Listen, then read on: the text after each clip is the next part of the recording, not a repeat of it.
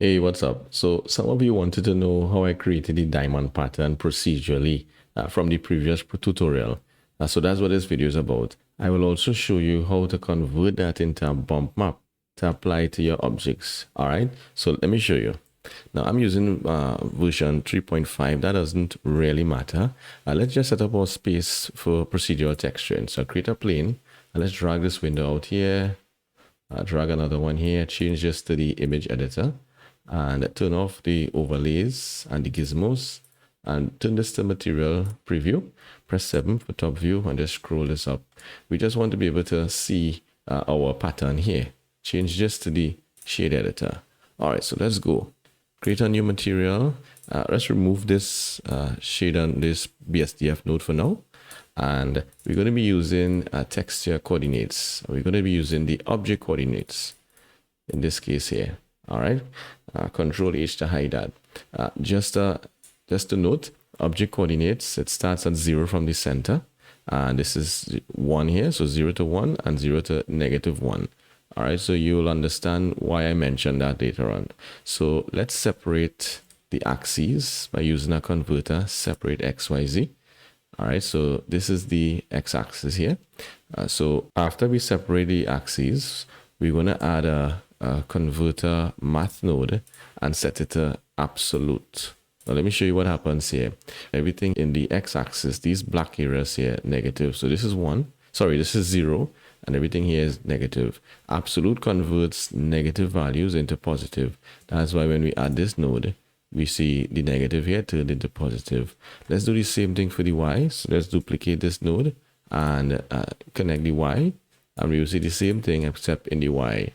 All right, so let's add these two together now. Shift A and or duplicate that, sorry, and add these two together, and we will get something like a diamond.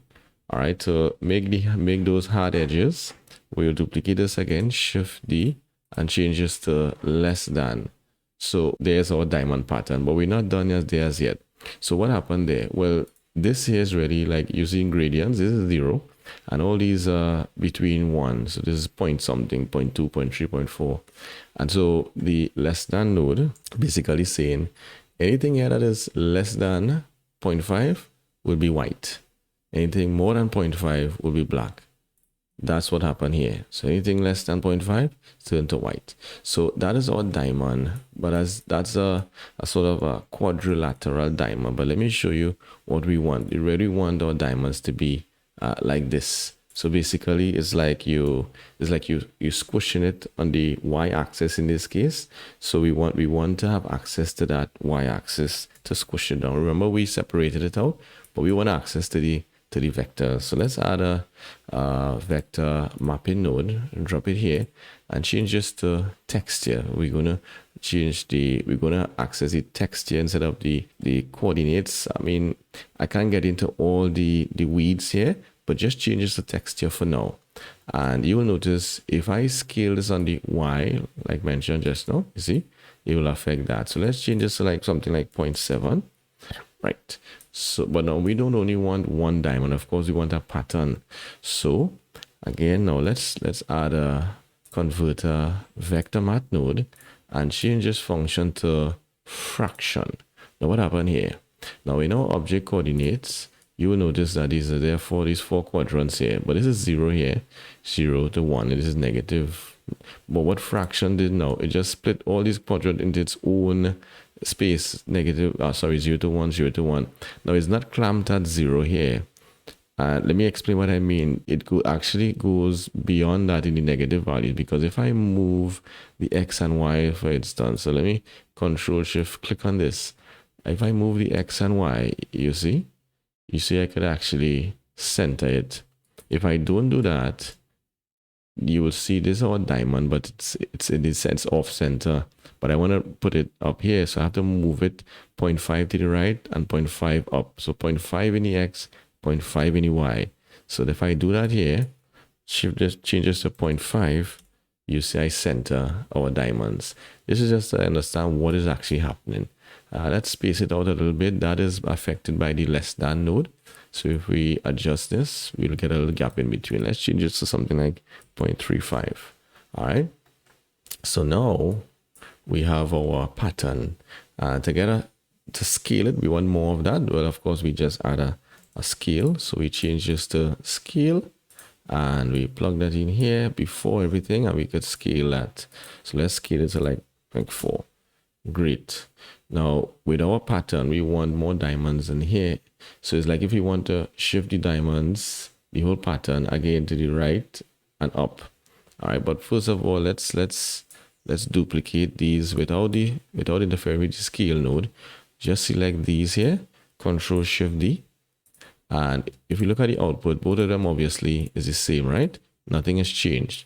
Even if we add the two together with I could use this Shift D.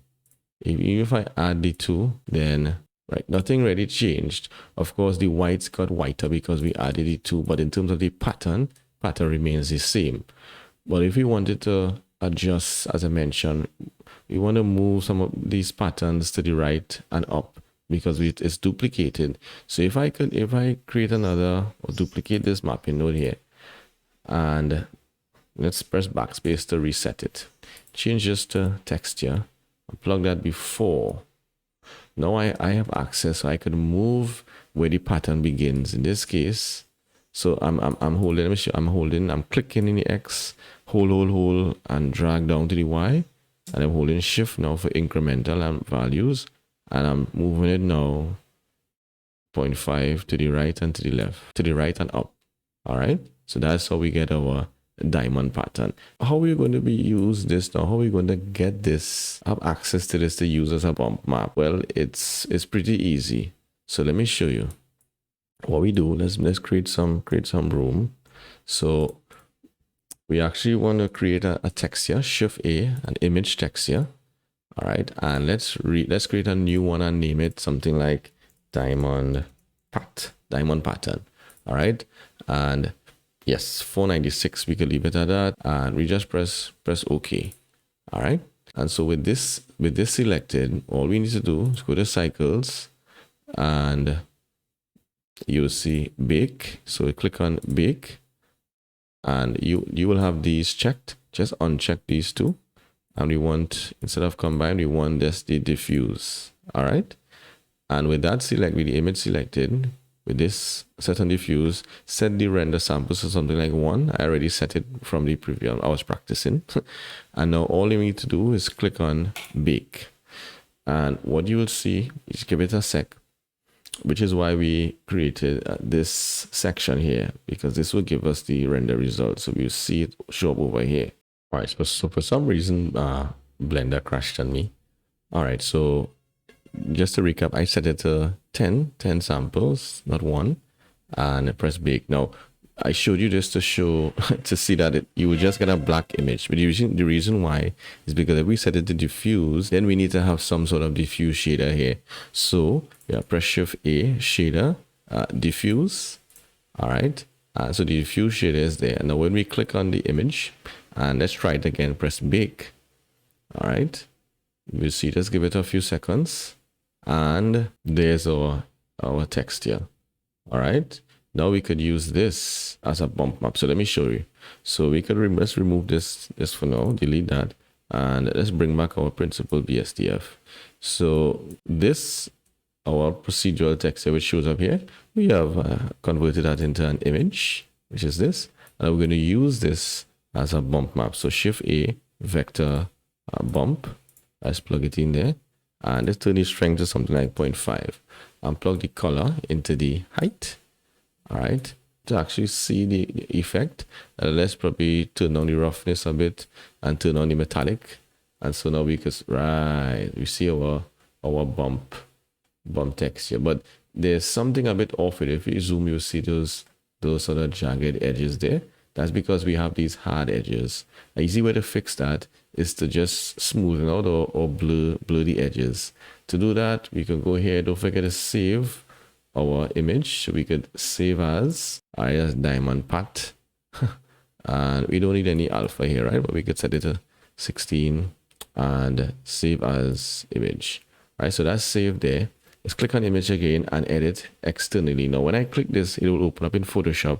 That's because I set this up in our preferences. So press F4, Preferences, and File Paths, and Applications, Image Editor. I copy the file path of where my Photoshop is on my hard drive and paste it here. And so now when I click Image, Edit Externally, this will open up in Photoshop. See? And when it opens in Photoshop, now let me show you how to blur the texture. So I click, right click and convert to smart object. Click on Filter, Blur, Gaussian Blur. Just blur it by 5 pixels. Okay. Now once I press Ctrl S and save this here, check what happens when I go back into Blender. In Blender, our same pattern here. If I click Alt R to reload the texture, Alt R, you will notice that the text is now blurred. And so look at the difference now in the bump map. Cool, huh? So this is what you use now to apply on any image that you have, on any object that you have, sorry, to get your bump map. So I hope this video was helpful in some way. Not all the time you will want to create all those nodes to have a diamond pattern. So what I did is I created another node group for you to download for free on my Gumroad. I'll leave the link in the description, and you already know how to convert it into a bump map. All right, so if you like this video, please give it a thumbs up, consider subscribing, and I'll see you all next time. Take care.